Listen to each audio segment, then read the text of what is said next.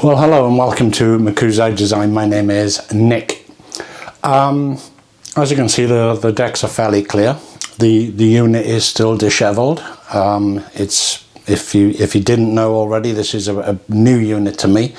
The first video was about moving into this unit, so it is a work in progress. But as you can see, the decks are fairly clear, which means that I'm going to start a new build.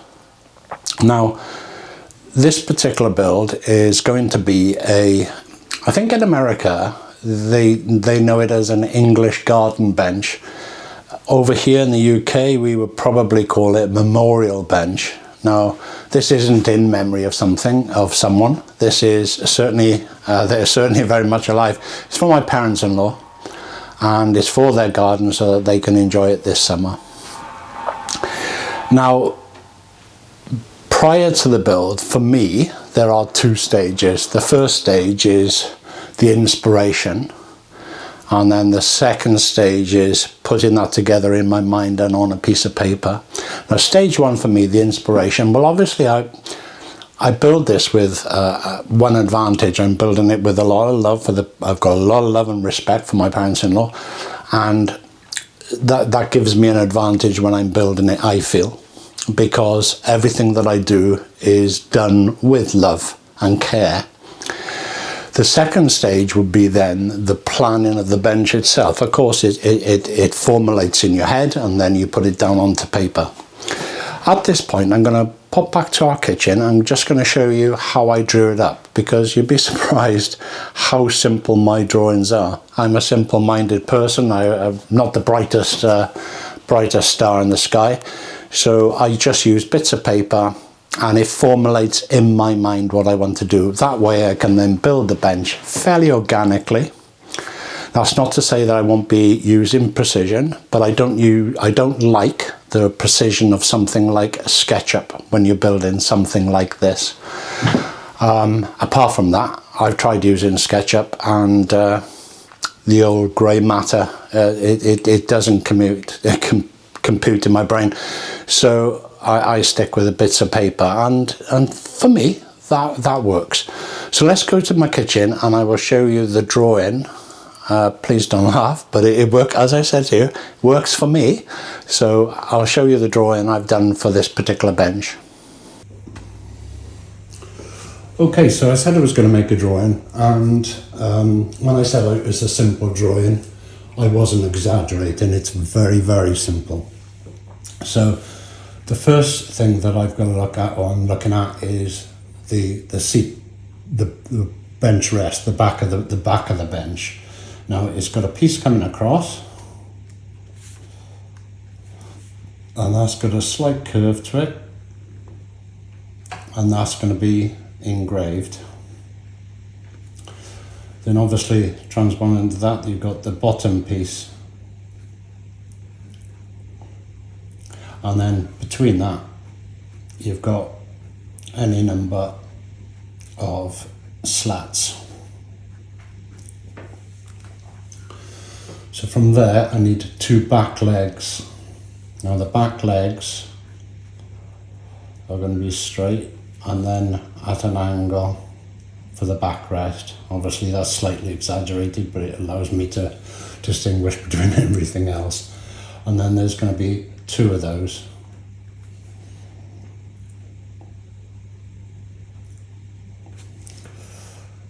It's like a child's drawing it, like a monkey's drawing it. Then at the front, we're going to need two legs at the front.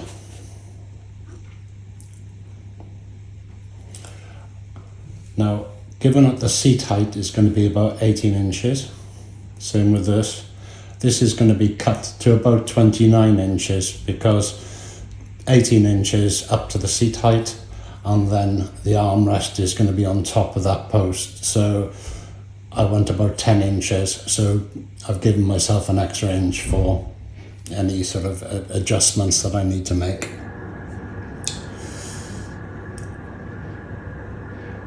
Across the bench in three places, so here, here and here. So I'm just draw three lines here for the moment. These will be going between the legs, and this one between the back strut and the front strut. And they are pieces that are going to resemble something like that, which is a very slight curve. Okay, all three of those will be the same, so that gives the seat some sort of shape. In front of that, we're going to need the front brace. Now what I may do with that is, as that's curving out, I might get this to curve in just so that it mirrors it. I haven't decided on that yet. And then of course across here we're going to need any number of seat pieces. Okay. Then underneath that, at the bottom, about, I should imagine 3 or 4 inches up from the bottom, there's going to be a brace, which means that it's also attached to 2 legs. So there's going to be a brace piece. And that, my friends, is my drawing of a garden bench. Now, it might not make sense to you, but you know what? To me, that makes total and utter sense, and it just reminds me of where I am at and what I've got to do. But it also helps me clarify in my brain how I'm going to make the back, attach the legs, make the front, attach the legs, make the side pieces, 3 side pieces, so that they can all fit together. And then finally the armrests will go on. The armrests will go on later, because when the armrest comes into play, obviously that's going to have to be cut at an angle, and we'll measure that up against what we've actually produced at the time. So I did say it was going to be simple, and I now know that you know that I wasn't exaggerating. So, as you can see with that drawing, I'm not going to win Technical Drawing Expert of the Year, am I? However, so you might ask, well, why do I bother if I'm not going to do a proper technical drawing? Well, the answer is, it's for, in my mind, that makes it all clearer for me. I know exactly what I've got to cut and how I'm going to cut it, because it's up here somewhere. It's just a matter of, you know, I haven't left those drawings at home. I've stuck them up on the wall over there. It's a matter of just being able to formulate, and if I'm at a loss or something, I can give it a quick glance and see what I want to do next. So, first job. The first job was the back legs and also the backrest. Now, I have cut out the top of the backrest, and the reason I've done that is because I wanted it shaped, which I've done, and I've sanded it, and now I've taken it off to a CNC engraver. I don't have a CNC machine myself, so it was just a matter of getting somebody that you trust to do it, and Dave, that does my engraving, has done for donkey's years actually. He's quite fantastic at it. I took it up yesterday. I've literally just had a call from him to say it's ready. He's done the drawing. He sent it for approval last night. I said, yeah, that's great. And now I've had it saying it's ready. So I'll go back and pick that up tomorrow morning. In the meantime, got to get on with the legs. Now, with the legs, I've made this template out of some 5mm MDF, and basically that is going to be the shape of the leg. This curve I slightly changed. I will slightly change. I've just decided on something different, just slightly different, but different enough. Again, up there. Now I've measured this. We at home we have a coffee table that happens to be 18 inches, which is perfect seat height as far as I'm concerned. So I've used that, and then used my good lady as a model. We've had it close to the wall, far away from the wall, in order to get this angle correct. Now you could say, well, you could have got those measurements off the internet somewhere. Well, yeah, but that's not organic, is it? I'm going on about organic, like I'm some sort of a freedom fighter for organic design, but I'm not. It's just the way that my brain works. So that's in place. Now, as you can see from the B-roll that I'm showing at the moment, it's a big chunk of wood. Now, neither my table saw nor my track saw will cut all the way through that. So what I normally, if I was cutting a straight line, if I was cutting straight down here, then that would be fair enough. I could cut just over halfway, flip it over and cut it from the other direction, and I would get the cut. But because this has got this angle in it, it's not possible to do that really. So what I've done is I've used the track saw as far as I can, and although my bandsaw is quite a small bandsaw, there wasn't a lot left to cut by the time I'd gone through the stages on the track saw. So there wasn't a lot left to cut, and I finished it off so I can get the angle. From there, matter of sanding and shaping.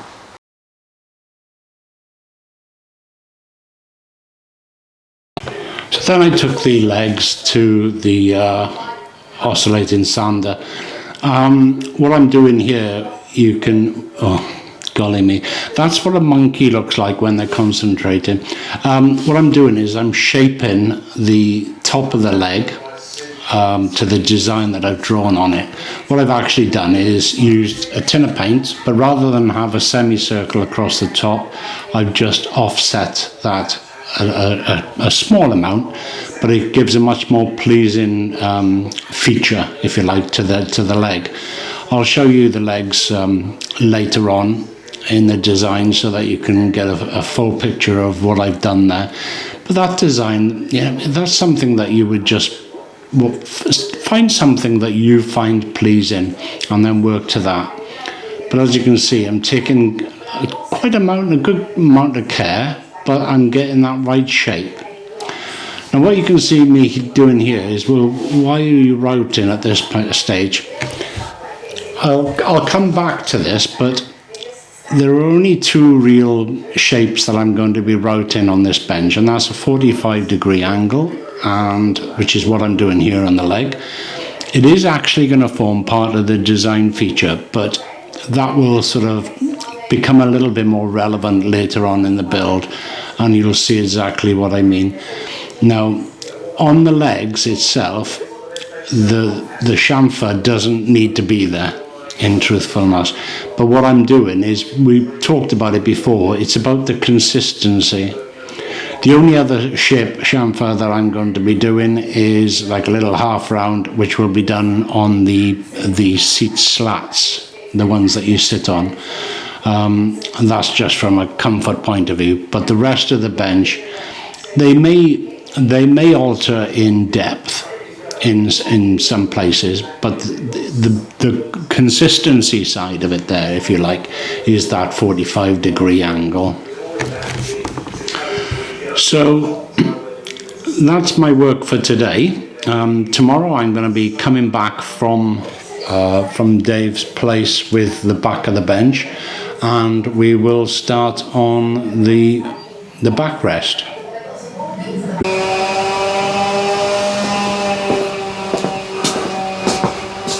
So, back from the engravers, and I've got to say, I don't know if you can see that there, see if I can get a better angle for you. Pretty damn well pleased with it. I've got the bottom here, which I've cut. I've not prepared any of this yet. That has had a sand in, but this hasn't as yet. Now, all I need to do is obviously put the struts in between. But here's the question. Let me just go in there and zoom it in a bit for you. Right, it's a little bit of offcut from a strut. Now, as you can see, you've got grain going across, and then the grain will be coming down. So there's a distinct line between up and across. Now, what I'm going to do is cut a very, very tiny chamfer, which I've done on this piece here. I'll be cutting it onto the top rail as well, so that when you join those together, you have a very distinct line, and it just actually makes a division between the two pieces of wood. I think aesthetically, that's much more pleasing than just trying to butt join something up together. And if you remember, when I was putting a little 45-degree chamfer on the legs, that's the reason for it. This is going to have a chamfer where it joins the legs. Everything is going to be chamfered at 45 except for the seat struts. So I'm going to start that, and then I'll come back to show you a little bit of progress.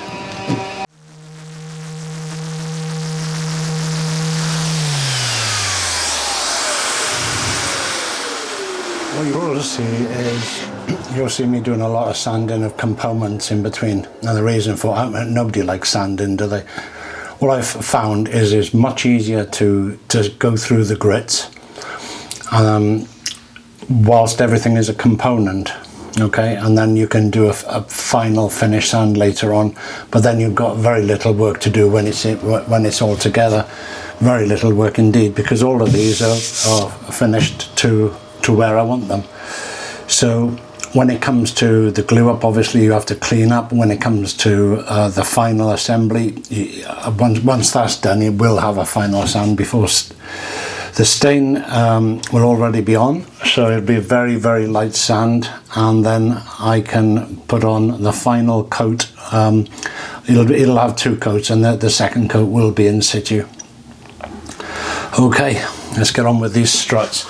Now, the struts themselves, they are easier to sand all in one piece before I cut them, because then I'm just doing one piece. It feels like in my head anyway that I'm doing one piece at a time and not fiddling around with little bits. So I'll just get on with that. What I'm gonna do is I'll come back to you once I'm ready to start cutting the struts.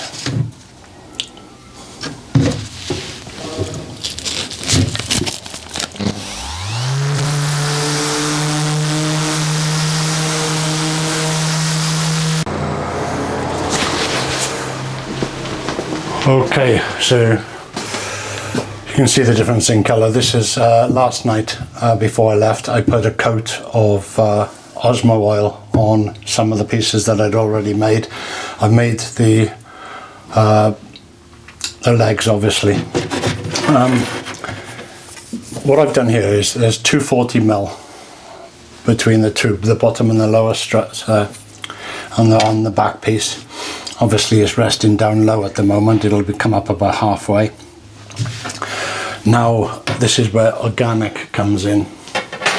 So the struts are going to be going along here. But what I am thinking is that the centre one might be a little bit wider. And I may do the two end ones a little bit wider as well. Haven't quite decided on that yet. What I'm going to do is I'm going to cut up the right length, 240mm right across. I've just measured it. So what I'll do is I'll cut those pieces. I'll cut a couple of extra on that piece there as well, so I can have a play around with and see how I'm feeling. If I'm going to do the smaller size all the way across, then I may have to cut another strip for that anyway, because I haven't got enough just yet. I got the wood, I just haven't cut it because I didn't want to cut more than I needed, because that's just a waste of wood. So, and you could say, well, but didn't you measure it? Well, yeah, I do know exactly how long it is. I'm just thinking of the whole aesthetics of it. Well, how far do I want them placed? And sometimes it's difficult for me to see that in my brain. So sometimes it's just easier to lay it out and go, yep, that's the one, or that's not the one, or whatever. So that's the next stage. I'm gonna get those cut. I'll get this out of the way, back where it's dust free, and get on with that. And then obviously once I've got those pieces, I'll get the router out, because that's, you know, as we all know, routing's a bit messy. This is where a router table could really come in handy. but I haven't got one. I'm not going to use my bigger router, the Festool, because for their small pieces. So what I'll do is I'll just use, I've got a little Makita handheld router, which I'll use for that, because it is very, very slight chamfer. Nothing, nothing worth worrying about. So I'll get on with that, and as soon as I get to the, I'm going to lay it out first, and then I'll come back and film a little bit about my thoughts on the pattern, for want of a better word. Okay, see you shortly. Okay, I'm at the rough layout stage of the back of the bench, and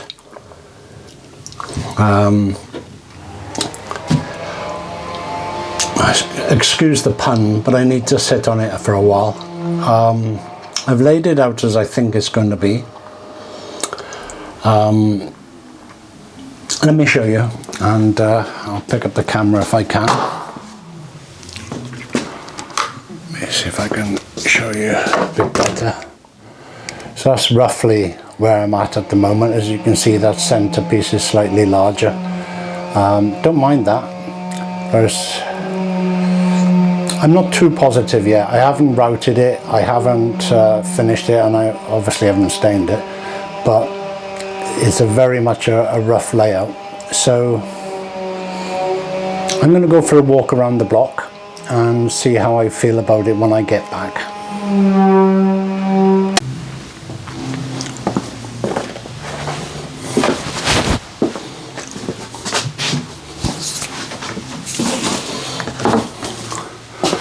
Okay, quite happy with the layout that I had. What I'm going to do this evening now, it's I've got an aunt that's in hospital, so I'm going to get off early this evening and go and have some tea, and then go up to the hospital to see her. So I'm not going to hang around. So what I'm doing just before I go is I'm going to chamfer everything. That way I can start putting it all together. My next visit, now it is coming up to a bank holiday weekend, so it might be a couple of days, depends if I'm allowed out to play, but I'm going to get all the chamfering done so that I can feel that it's ready to go together on my next visit. Yeah, quite pleased with it, There's a little bit of playing around to do with at the end, and there's about, this one is about this bottom rail is about 1 millimeter more than this rail. So what I'm going to do is just take that little bit off with a bit of sandpaper. There's nothing much to that. Yeah, looking forward to it. Looking forward to seeing it all come together now. Anyway, I'll get this chamfering done, and we will see you in a couple of days' time, or in TV world, about 30 seconds away.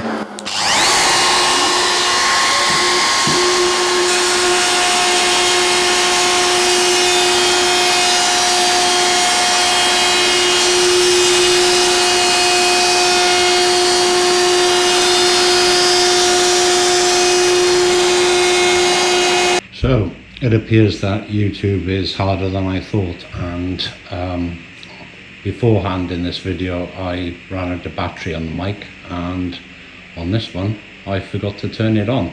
So there's about 2 or 3 clips where the sound is missing, but don't worry, the sound does come back. What I was trying to say there was, first of all, a bit of housekeeping. I had said that I'd gone to see my aunt on the Friday night. She was in hospital. My aunt is 92 years old, she's broken her hip, and she did look tremendously better than she did on the previous visit, so that was good news. And then on the Saturday, went to a place called Recipient with my parents-in-law and my good lady, obviously, and we had a picnic there, so that was another good day. Anyway, back to the work in hand. What I'm explaining here is that I'm going to put in the 2 end pieces and the middle piece, so that I can make sure I build from there. So just, well, as if you can't tell for yourself, I'm just marking up now where the dominoes are going to be. There is actually a little gizmo you can use for centering them, but I haven't got one of those, so I simply join them up myself and just draw the lines and put them in place. Then it's a matter of just popping in a couple of dominoes for these first 3 pieces. As I say, this is more of an exercise of squaring everything up. So that's a very simple task really. And with that done, it's just a matter of making sure that everything is square. Obviously, I do measure from corner to corner as well on both diagonals, and I seem to be pretty pleased with myself, so I'm assuming at that point it was square virtually straight away. So with all of those measured, all the mortises are cut out for the floating tenants, the dominoes. I'm just going to put a first coat on the individual pieces now, and you know, with finishing, I'm not all that keen on sanding, I'm going to say, but what I do like to see is when you put a coat of oil on it or whatever finish you're using, what I do enjoy is seeing that wood coming alive, and it's a absolutely thrilling experience. So again, rolling over, I don't want this video to be too long, so I'm going to roll over. I'm going to get on with some of this, and then we'll come back as we put the seat back together, the back of the bench together. So with the last piece going in, I'm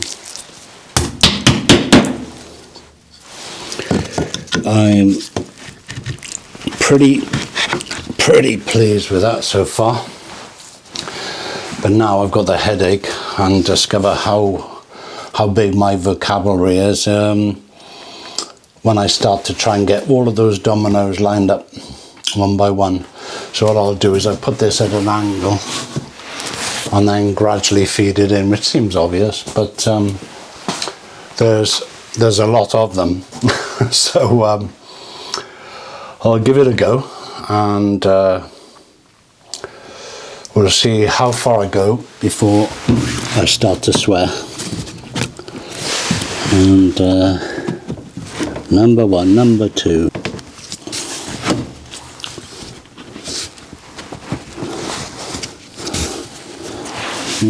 Number 4, that wasn't very far, was it?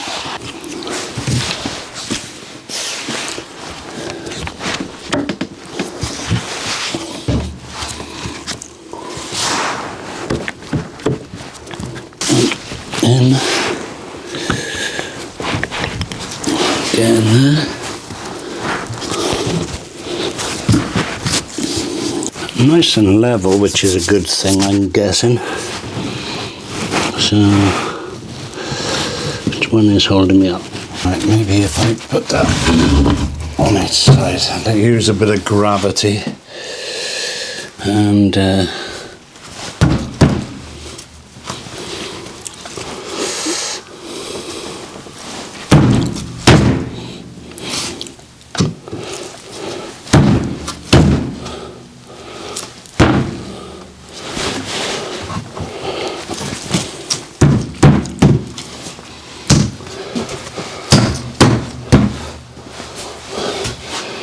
well,